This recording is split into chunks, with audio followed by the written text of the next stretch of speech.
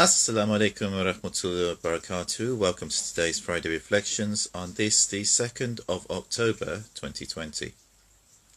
I hope everybody is well, and I wish everybody a Jummah Mubarak, which is Friday blessings, as this is the holy day for us Muslims.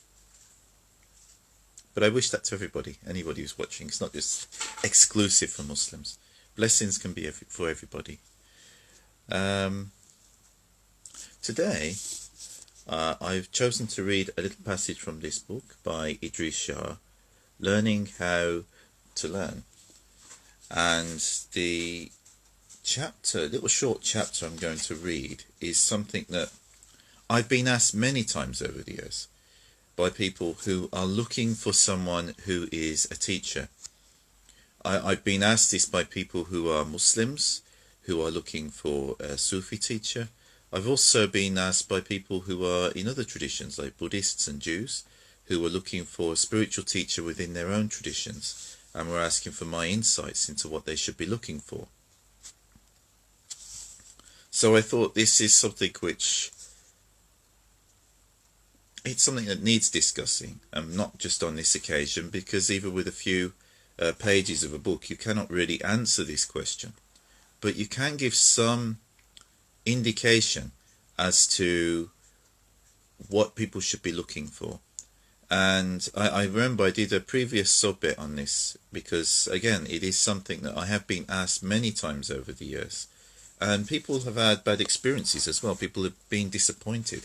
They've had someone who they thought was a good teacher, and then something happened which disappointed them. And also that can also come in two different ways. Sometimes it's a misunderstanding of the teacher, and the teacher is actually a good teacher, but the teacher does something that they don't expect. And then on other occasions it is because the teacher looks the part but is quite frankly not up to it, and they're not really what they're presenting themselves to be. So it can come both ways, and of course for the student that's still learning, it can all be very confusing.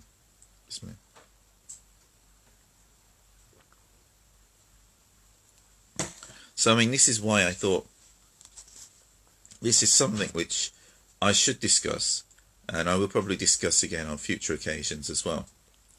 So, the Idries Shah himself, Idries Shah, if you want to read some really good books on Sufism, these books by Idries Shah are real gems. They contain a lot of wisdom and good knowledge on Islam and also on Sufism. And he goes even beyond Sufism into the wider esoteric traditions. So he's a really good resource. So if you see Idries Shah's books, I do highly recommend them. So the chapter begins, what a Sufi teacher looks like.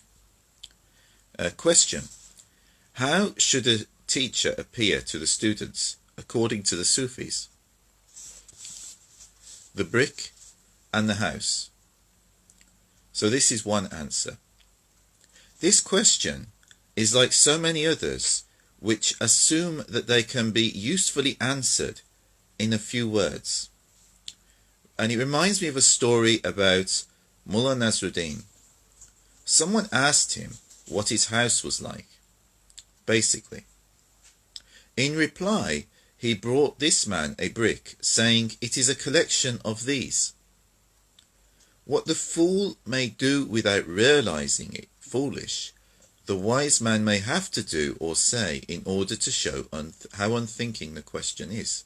This is an important point. What the fool may do without realizing it foolish, the wise man may have to do or say in order to show how unthinking the question is. So sometimes people will go to a sheikh with a question, or even some other sage in another tradition, like a Buddhist master, for instance. And like here, someone asked what Mullah Nasruddin's house is like, and he brings him a brick and says it's a collection of these. Now, of course, the answer he gave is correct.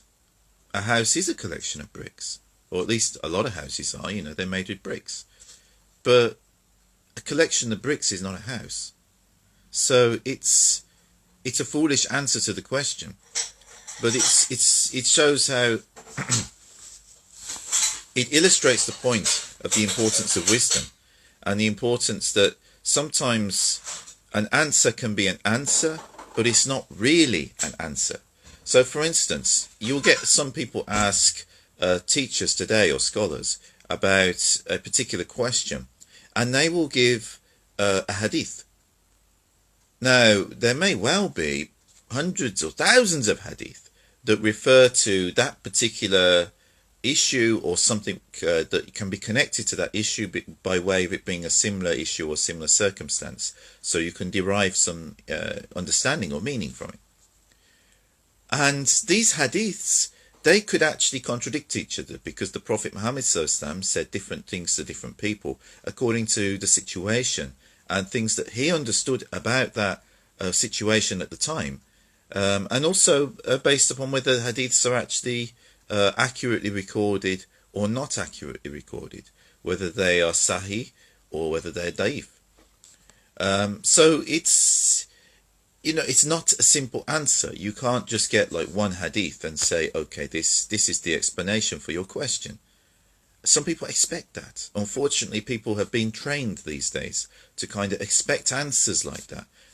They want a short quote from the Quran or from a hadith and think that that is the answer. So that's all the time, whatever. When actually there could be different answers. I mean, it's like I posted something, a couple of days ago. It's something I originally wrote in response to a Facebook question a few years ago about beards. And I'm reworking a little famous Shakespeare quote, and just, humorously discussing it as a verse. But, there can be a time to keep a beard and there can be a time to shave it off. If a person shaves their beard off, it doesn't mean that they've got no iman. It doesn't mean that they've got no faith. They could have various reasons for that. If they happen to be a surgeon working in a hospital, they may actually need to shave their beard off in order to maintain the strict hygiene standards and professional standard of service that they are supposed to provide as a surgeon. But someone else, they don't need to do that. And they may choose to keep a beard. And they may choose to keep a beard for fashion. Today, there's a lot of people who keep beards for fashion. They're called hipsters, or some of them are. There's nothing to do with the Sunnah. And then there are other people who are Muslims who keep a beard in order to, it reminds them of the Prophet Muhammad ﷺ, and they're keeping a Sunnah. But even on something as simple as a beard, there isn't a simple answer. It's not to say, okay, the Prophet Muhammad ﷺ had a beard, so every Muslim should have a beard. And if they don't have a beard, then they're not a real Muslim. Or likewise with women, if the Prophet Muhammad ﷺ's wives, kept hijabs on, and, to say that because of that, all women should have hijabs on. But there could be different circumstances for different people. And, we do not know what the condition of anyone's heart should be, or what the condition of anyone's heart is. Sorry. So it's a case of individual circumstance that need to be considered with a lot of these questions. And these are just very basic things. So you imagine, if this is true of beards and hijabs, then how much more true is it going to be of other things which are even more important? I mean, these are not really important things. People make them important, but when you really think about it, they're not that important. It's like whether I wear this on my head, or whether I wear a cap or a hat, or whether I don't wear anything on my head. Ultimately, it tells you nothing about whether I'm a good person or a bad person. It tells you nothing about how many sins I've committed or haven't committed. It tells you nothing about how repentant I am for whatever sins or mistakes that I've made. There are people who wear these who are terrorists, and there are people who wear them who are saints. So it's very important that we are a bit more wise to these things and a bit more aware of them, and not just, thinking simplistically and looking for simplistic solutions, because, if something's too simplified, it's oversimplified, and it's not really telling you anything. So this is the important point. Anyway, I'll go back to the book. So, how can you say what a teacher should look like? The most one can do is to make a few remarks about it. What is so perplexing to conditioned attitudes about the Sufis is that, unlike teachers of other kinds, they refuse to stick to one kind of appearance. As an example, if you go to see a Sufi divine, he may not look, talk, or act like a mystical master at all. This is because he says either you can teach only by the method indicated for each pupil, and you may have to teach by what seems to him unlikely, or else because he says there is a time and a place and certain company. According to these, we will teach.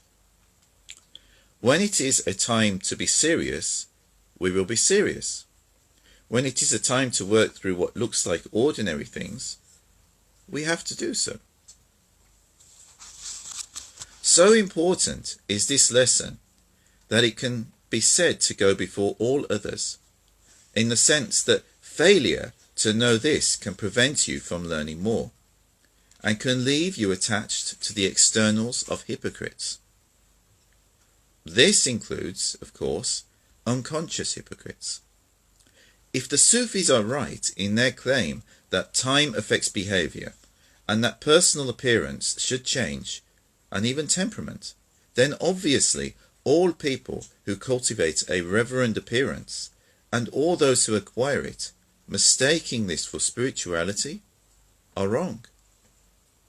It is this unspoken contradiction which makes it almost impossible for people who want continuity and easily identifiable teaching figures to accept the change in circumstances and attitude which the Sufi way demands. These people, of course, will not have thought it out like this.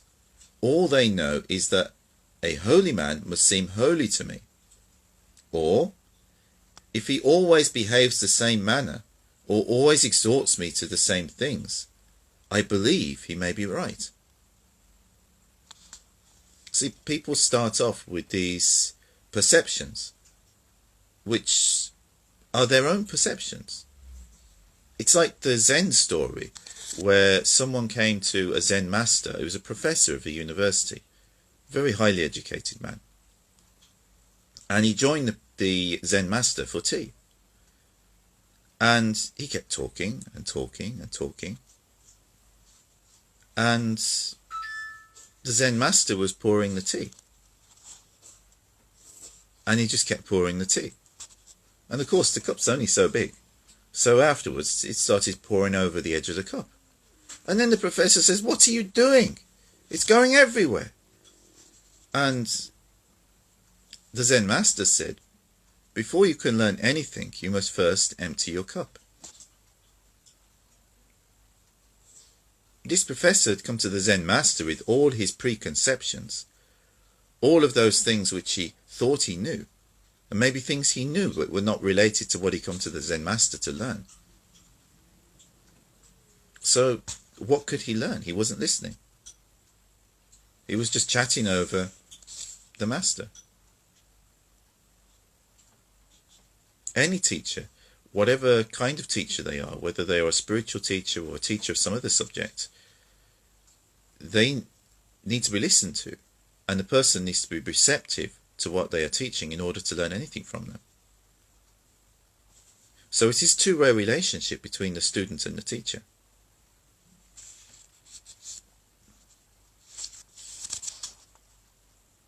And we don't go to a teacher unless we need to learn something, or unless we just want to be friends. But if you go to a teacher for being a teacher, you go in there to learn something.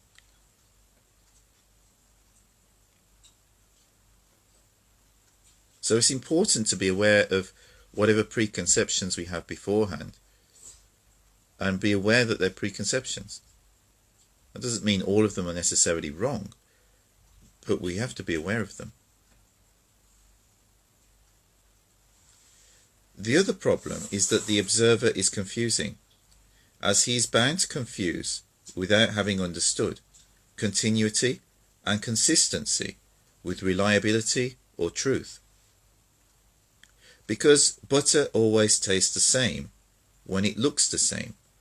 He expects a similar reliability in his spiritual teacher. He is, of course, self-deceived in this assumption. The genesis of the attitude adopted by the people of externals is that their inward drive for finding tidiness. The genesis of the attitude adopted by the people of externals is that their inward drive is for finding tidiness, order. This is not a spiritual activity. It is perhaps rather a therapeutic one. Order is essential for disordered people. Looking for it as a major factor in esoteric directions is a mistake. And people often ask me questions about things like this. They expect, it's like they've read some books about spirituality and about the spiritual realm. And sometimes things are given in these books as allegories. So it might talk about degrees. It might talk about levels or ranks or things like this. And they're wondering, how can I achieve the high ranks? But do we suppose that the hereafter or the spiritual divine presence of Allah is surrounded by very, very regimented ranks and order, and like in this world? When it comes to spiritual things, these boundaries, I'm not saying they're not entirely, there isn't something there, but they are more fluid. They are not fixed like things in this world. This world, one of the natures of it is it's very solid. The ground you walk on is very solid. The walls that surround us in our buildings are very solid. This book is physical, even though it's containing knowledge. It's one of the things about this world. It's very physical. It's very solid. And by nature of that, when things are very physical, they are in accordance with one another. So there's, we would say something is on top of something. So if I put this book down and put something on top of it, we would say something's on top of it. If I put the book on the table, I'll say the table is under the book, or the book is on the table, or there's a phone by the side of it. Everything is in relation to each other. And of course, if you think about it, the way we rank things and the degrees within society and what positions people have, it's in a similar way. But when we go to the spiritual realm, we are spirit. The other beings that are in the spiritual realm are also spirit. The other souls that are there are also spirit. They're not physical, or certainly not in the way that we are here. So why would the same rules apply as what apply here there? But sometimes these things are given in spiritual books or religious books in a allegorical way, because obviously there must be some kind of an order there, but it's not like it is here.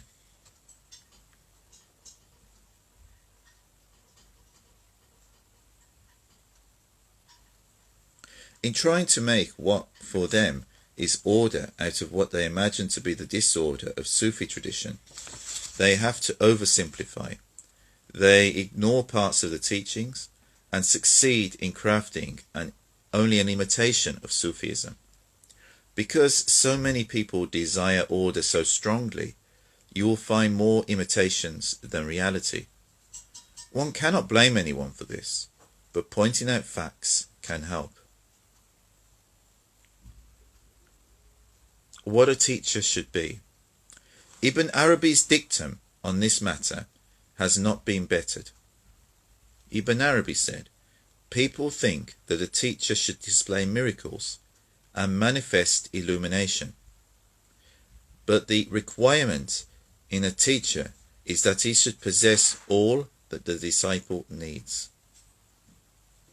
So people think that a teacher should display miracles and manifest illumination. But the requirement in a teacher is that he should possess all that the disciple needs. See, and especially in societies where Islam and Sufism have been well established for a long time, people often expect Sufis to display miracles and to be miraculous people, a bit like the prophets of old were often expected to come with miracles. And people were surprised actually when the Prophet Muhammad ﷺ came, and his miracle is his greatest miracle is the Quran. It's a book, not what they expected. So we should be careful of this, because it's not miracles that we should be looking for. You see, I remember some years ago when I was talking to someone who was one of the deputies and students of my first Sheikh, Sufi Abdullah. And he says, yeah, lots of people can do magic. Is it magic that you're looking for? If you want to know magic, go and learn from a magician. Be a magician's apprentice, and you can learn magic. This is not what Sufis are here to teach or to practice. The alchemy or the spiritual teaching of the Sufis is the personal transformation of the soul of the individual. This is what it's about. It's not about externals. It's not about what things appear like. So that's an important one to get right. And this is what Idries Shah carries on with this last little bit. Beyond appearances, in order to possess what a disciple needs, the teacher must be one who has gone beyond appearances and has realized his innermost self. After transcending the barriers imposed by attachments to secondary factors, he really exists and is aware of this existence. As Ibn Arabi says, absolute existence is the source of all existence. Hallaj put it in this way, indicating the peculiarity of the realized individual. I am the real, for I have not ceased to be real through the real.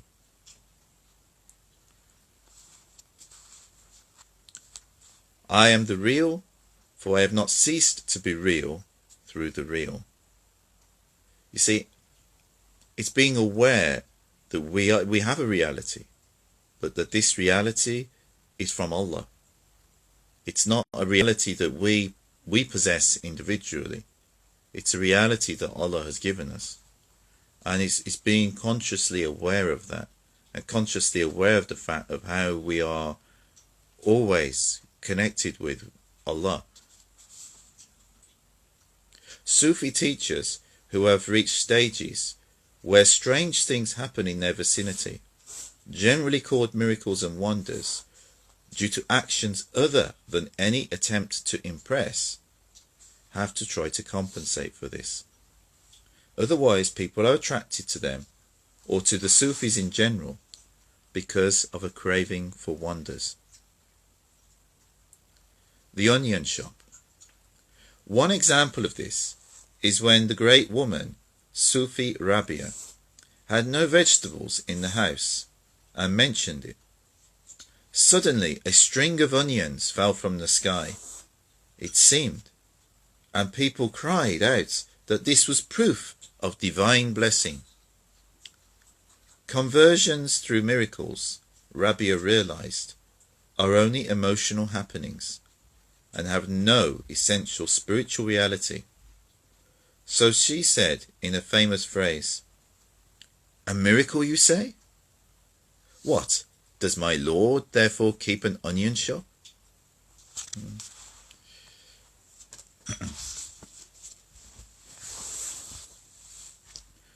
See, the real point of Sufism or any other Gnostic or esoteric tradition goes way beyond miracles. Miracles are nothing really. It's about the acquirement of some deep understanding and knowledge of yourself, of reality, of God, and of our relationship to other people and other beings, which personally transforms the individual. And that is way different from miracles. Miracles are irrelevant to what Sufis teach. But sometimes they have happened around various Sufi teachers, not because they're trying to impress anyone, but for whatever reason. And they are a distraction. And any genuine Sufi teacher would teach that. So don't be attracted to miracles, be attracted to a genuine, authentic teacher who is there to help you on your path to illumination and personal development. Because that's what it's really about. May Allah bless you all. I wish you all a wonderful Jummah, and hope you have enjoyed the rest of the day or evening wherever you are. And may Allah bless you and your families. And if you're having any difficulties, I pray Allah makes things easier for you and grants you guidance, support, whatever you need in order to get through those difficulties. صلي ربي والسلام على جميع أنبيائه ومرسلين وعلى كل أجمعين والحمد لله رب العالمين. الفاتحة. بسم الله الرحمن الرحيم. الحمد لله رب العالمين الرحمن الرحيم مالك يوم الدين إياك نعبد وإياك نستعين اهدنا الصراط المستقيم صراط الذين أنعمت عليهم غير المغضوب عليهم ولا الضالين آمين. السلام عليكم.